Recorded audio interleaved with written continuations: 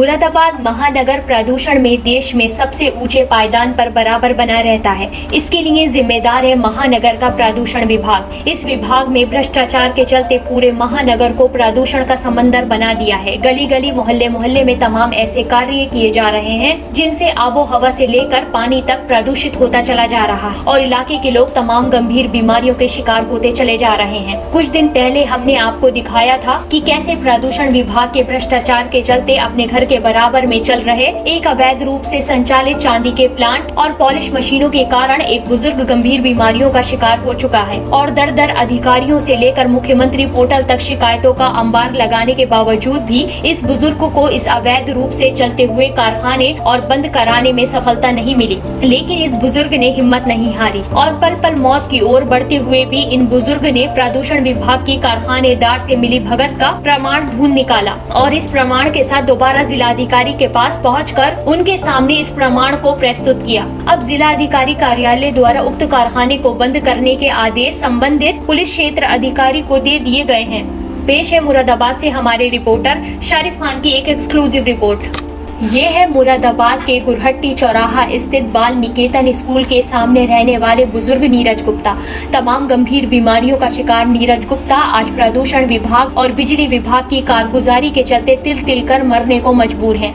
कुछ दिन पहले हमने आपको अपनी रिपोर्ट में दिखाया था कि नीरज गुप्ता जिस घर में रहते हैं वो घर पूरी तरह जर्जर अवस्था में है, लेकिन उस घर में अवैध रूप से चांदी का प्लांट चलाया जा रहा है जिससे निकलने वाली खतरनाक रसायनों और गैस से वो तमाम गंभीर बीमारियों का शिकार हो चुके हैं। हालत यहाँ तक खराब है कि उनका घर का पानी भी जहरीला हो चुका है। बुजुर्ग नीरज गुप्ता ने इस बाबत प्रदूषण विभाग को कई बार अपनी शिकायत दर्ज कराई कि आवासीय कॉलोनी में कारखाना किस तरह चलने की इजाजत दी गई है, इसको तुरंत बंद कराया जाए, किंतु प्रदूषण विभाग द्वारा उनके द्वारा की जा रही शिकायतों का आज तक कहीं कोई संज्ञान नहीं लिया गया। विद्युत विभाग द्वारा भी उनके घर में अवैध रूप से इस चांदी के प्लांट को चलाने के लिए पावर कनेक्शन तक लगा दिया गया। नीरज गुप्ता ने इस पूरे प्रकरण की शिकायत मुख्यमंत्री पोर्टल तक कर डाली, लेकिन उनकी किसी भी शिकायत का कोई संज्ञान नहीं लिया गया। लेकिन बुजुर्ग नीरज गुप्ता ने हिम्मत नहीं हारी और वो इस पूरे मामले की तह तक जाने में लगे रहे कि क्यों उनकी किसी भी शिकायत पर कार्यवाही नहीं हो रही है। मुख्यमंत्री पोर्टल पर शिकायत करने के बावजूद उनसे इस प्रकरण से संबंधित किसी भी विभाग के आदमी ने कोई संपर्क नहीं किया। लेकिन नीरज गुप्ता अपने जर्जर शरीर के बावजूद प्रदूषण विभाग के भ्रष्टाचार की कलई खोलने में सफल रहे। उन्होंने प्रदूषण विभाग का वो आदेश ढूंढ निकाला जो उनकी 1 साल पहले की गई शिकायत पर प्रदूषण विभाग द्वारा इस अवैध कारखाने को बंद करने के लिए दिया गया था, किंतु उसके बावजूद भी चांदी के प्लांट और पॉलिश मशीनों का ये कारखाना प्रदूषण विभाग की मिलीभगत से कारखाने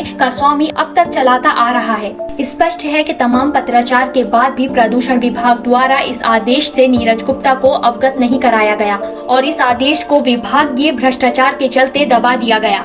अब इस आदेश की कॉपी लेकर नीरज गुप्ता पुनः जिला अधिकारी मुरादाबाद के पास पहुंचे, जहां पूरे प्रकरण को समझने और देखने के बाद जिला अधिकारी द्वारा इस अवैध चांदी के प्लांट और पॉलिश की मशीनों को तुरंत बंद कराने के आदेश संबंधित पुलिस क्षेत्र अधिकारी को दे दिए गए हैं। भैया डीएम से मिलने आए थे हम, अपनी कार्रवाई के लिए गए कि अभी तक कोई कार्रवाई नहीं हुई। प्रदूषण विभाग द्वारा आदेश 1 साल पहले हो चुके, लेकिन कारखाना बंद नहीं हो रहा। किसका कारखाना है? प्रवीण कुमार गुप्ता और वीरेंद्र कुमार गुप्ता। किस चीज़ का काम होता है यहाँ पर? इनकी पॉलिशिंग होती है, चांदी का पॉलिशिंग होती है, इलेक्ट्रोप्लेटिंग होती है जिसमें साइनेट का इस्तेमाल करते हैं। और उसकी जो गैस आती है उससे बहुत हम बीमार पड़ चुके हैं। क्या परेशानी है आपको?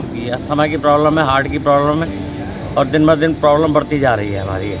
इसकी एप्लीकेशन आपने कब दी थी? मैंने अभी पहले 1 साल पहले दी थी प्रदूषण विभाग में, तो वहाँ से आदेश हो गए थे, लेकिन हमारे पास कोई कॉपी नहीं आई। हमने मांगा भी, आते कोई जवाब नहीं मिला हमें। सूचना का अधिकार के अंतर्गत मांगी तब भी कोई जवाब नहीं मिला, सिर्फ अपील के लिए हमें बोल दिया गया। उसके बाद हमने मुख्यमंत्री जी को भेजा, वहाँ से भी कोई कार्रवाई नहीं हुई।